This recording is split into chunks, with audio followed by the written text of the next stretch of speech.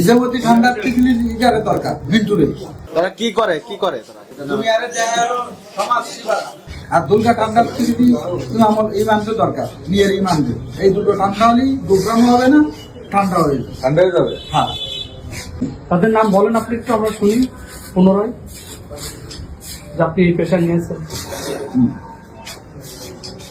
ইজামতি ঠান্ডার টিকলি ইজারে দরকার মিন্টুরে আর দুর্গা ঠান্ডার টিকলি আমার ইমানদের দরকার নিয়ের ইমানদের এই দুটো ঠান্ডা হলেই দুর্গাম হবে না, ঠান্ডা হয়ে যাবে, ঠান্ডা হয়ে যাবে। হ্যাঁ। অভয়নগরে ধুলগ্রামে ইমাম নিকেরি ও আমার চান্দার টাহাও নিয়ে আসে, ও শিমুল বিয়ের টাহাও নেই। আর আরেকটা হলো ইসামতি মিন্টু সিদ্ধের, এই সব কাজের ভিতরে আমার সাথে সে নিজেই জড়িত।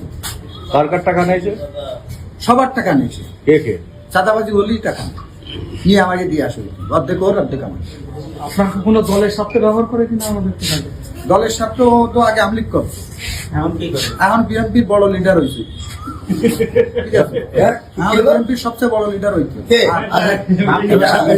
মিন্টু।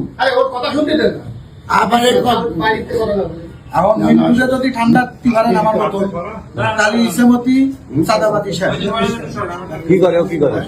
ও আমলিকির দল করতো আগে, আমলিকির লিডার শুনে এটা উঠে এনেছি।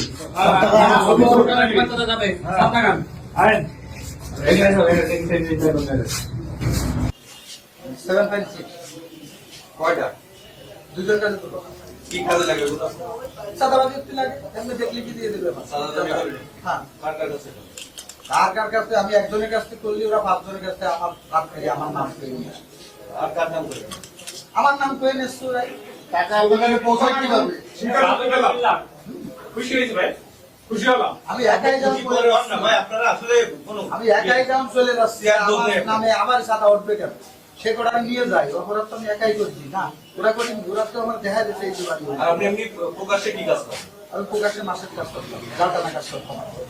এ সময় আমি ভালো ছিলাম। আপনার কাছে টাকা পৌঁছে দেয় কি? খারাপ হয়েছেন কবে? আমি তো ধরাই খাই না। ও রাখেননি কখন? না, ফার্স্ট টাইম ধরে। আপনার চান্দার টাকাটা কে নিয়ে আসে? আমার চান্দার টাকা আগে নিয়ে আসলে হলো ওই এটা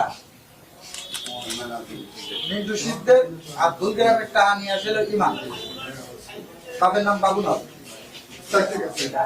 তারা কি করে তারা ওরা দুনিয়ার সমাজ সেবা এই দাদা